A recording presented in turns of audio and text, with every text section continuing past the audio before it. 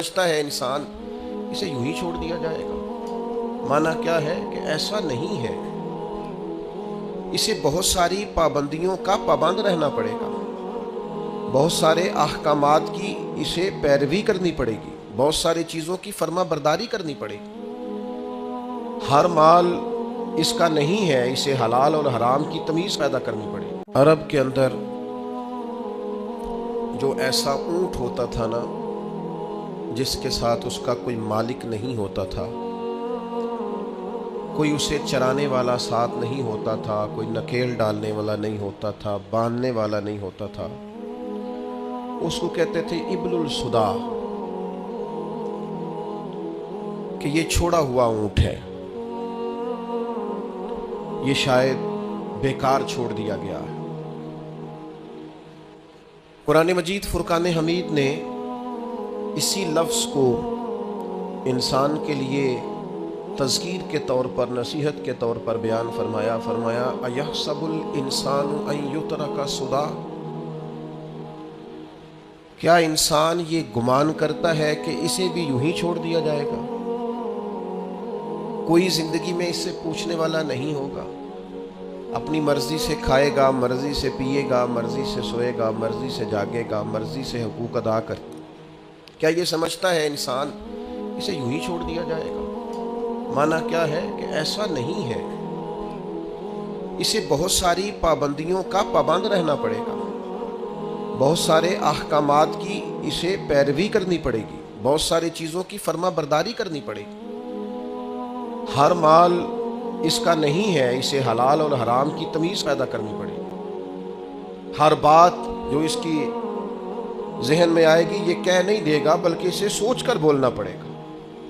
اسے یوں ہی نہیں چھوڑ دیا جائے گا، اس پر پابندیاں رکھی جائیں گی، اور پھر جو اعمال یہ کرے گا ان اعمال کے اثرات بھی مرتب ہوں گے اس کی زندگی میں۔ نیکی کرے گا تو اس کا حسن پائے گا، زندگی میں سکون آئے گا، اطمینان آئے گا۔ اگر اپنی زندگی کے اندر یہ گناہ کرے گا، اللہ کی نافرمانی کرے گا تو وَمَنْ أَعْرَضَ عَنْ ذِكْرِي فَإِنَّ لَهُ مَعِيشَةً ضَنْكًا، اللہ فرماتے ہیں میری یاد سے منہ موڑ لو گے تو زندگی تنگ ہو جائے گی، دشواری ہوگی، تمہاری معیشت تمہارے لیے مشکلات کا شکار ہو جائے گی۔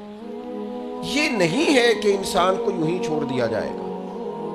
اور پھر اسی آیت کا معنی یہ بھی بیان کیا ہمارے مفسرین نے کہ ایسا نہیں ہوگا کہ قیامت نہیں سجے گی، یہ نہیں ہوگا کہ جزا و سزا کا میدان نہیں لگے گا۔ اگر وقوع قیامت ہی نہ ہو، قیامت کا میدان ہی نہ لگے، تو کیا جس نے ظلم سہا ہے اور اس امید پر چلا گیا ہے کہ قیامت میں بھی فیصلہ ہونا ہے، تو پھر تو اس کے ساتھ ناانصافی ہو گئی۔ اگر صبح قیامت میدان ہی نہ لگے، وقوع قیامت ہی نہ ہو، تو ظالم جو زندگی بھر ظلم کرتا رہا، جبر کرتا رہا، اور کمزور لوگ اسے سزا نہ دے سکے، تو وہ قیامت میں بھی یوں ہی دندناتا پھرے۔ قیامت کے میدان کا لگنا، جزا اور سزا کا ہونا، یہ عقلاً بھی ضروری ہے، نقلاً بھی ضروری۔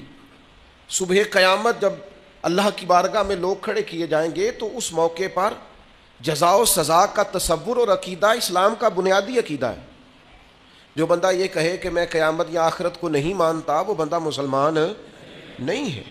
اللہ کو ماننے کے ساتھ ساتھ، رسول اللہ صلی اللہ تعالیٰ علیہ وسلم کو ماننے کے ساتھ ساتھ آخرت پر یقین رکھنا اسلام کا بنیادی عقیدہ ہے، اور یہ وہ عقیدہ ہے جو انسان کی زندگی میں انقلاب پیدا کر دیتا ہے۔ جس بندے کو تصور ہونا کہ مجھے کھڑا کیا جائے گا، مجھ سے باز پرس ہوگی، مجھ سے حساب لیا جائے گا، مجھ پر، وہ ایک دانشور نے لکھا ہے کہ ایک مالک کا اپنے ملازم پر بہت زیادہ اعتبار ہو گیا تھا، اس نے پھر اس سے پوچھنا چھوڑ دیا کہ آج کتنی آمدن ہوئی ہے، کتنی بچت ہوئی ہے، کتنے اخراجات ہوئے ہیں۔ تو وہ جو اس کا ملازم تھا وہ بڑا نیک آدمی تھا، اس نے ایک دن کہا کہ صاحب وہ آپ پوچھا کرتے تھے ہر شام کو کہ آج کیا کمایا، کیا خرچ کیا، اور ہمارے پاس نتیجتاً آمدن کیا رہی اور نفع کیا رہا، تو آپ پوچھ نہیں رہے۔ اس نے کہا یار سالوں گزر گئے، اب میرا بڑا اعتبار ہے تیرے اوپر، اب میرا بڑا یقین ہو گیا ہے، لہذا میں اب سمجھتا ہوں کہ کوئی ضرورت نہیں ہے۔ تو کہتے ہیں وہ کرسی سے اٹھ کے اس کے پیروں میں بیٹھ گیا۔ اس نے کہا مہربانی کر، میرے اوپر اعتبار نہ کر، کیا مطلب؟ کہنے لگے یہ تو میرے اوپر اعتبار کر کے مجھے میرے نفس کے حوالے کرنا چاہتا ہے، تو مجھے میری خواہشات کے سپرد کرنا چاہتا ہے کہ میں جو میرے من میں آئے کروں؟ مجھ سے پوچھا کر، کوئی پوچھنے والا ہونا تو انسان اعتدال میں رہتا ہے، مجھ سے سوال جواب کیا کر، کوئی سوال جواب کرنے والا ہو تو انسان کو تصور رہتا ہے، مجھے میرے نفس کے سپرد نہ کر ورنہ یہ تو مجھے گمراہ کر دے گا، یہ تو خواہشات کا فتنہ ہے جو مجھے الجھا ڈالے گا۔ میرے عزیز یاد رکھیے گا، اگر کوئی پوچھنے والا نہیں ہوتا، اگر سوال جواب نہیں ہوتے، اگر بات چیت نہیں ہوتی، تو بہت سارے لوگ ایسے ہیں جو ٹھیک ہوتے ہیں پر بگڑ جاتے ہیں۔ آپ نے جس آدمی کو گلے پہ بٹھایا ہے اور پھر آپ نے پوچھا نہیں ہے، چلیں آپ نے اعتبار ہی کیا ہوگا، لیکن جو اس بندے کا آپ نے نقصان کیا اسے فتنے میں ڈالا ہے، دنیا اور آخرت تباہ کر دی اس کی۔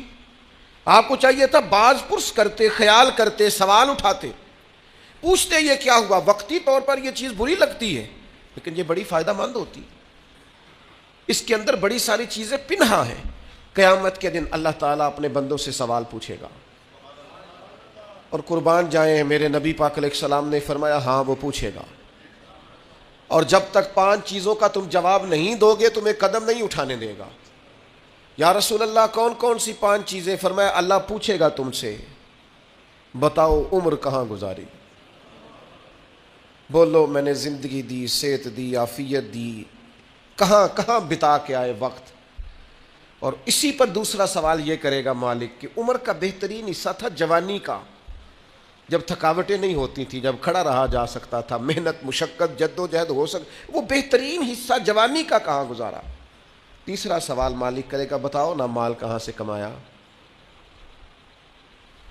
اور چوتھا سوال یہ تھا کمانے کے بعد بھی مالک تم نہیں تھے، گویا دیا تو میں نہیں تھا نا، تو بتاؤ پھر لگایا کہاں پہ تھا، خرچ کہاں پہ کیا۔ ثم لتسألن یومئذ عن النعیم، ایک ایک نعمت کے بارے میں اللہ پوچھے گا۔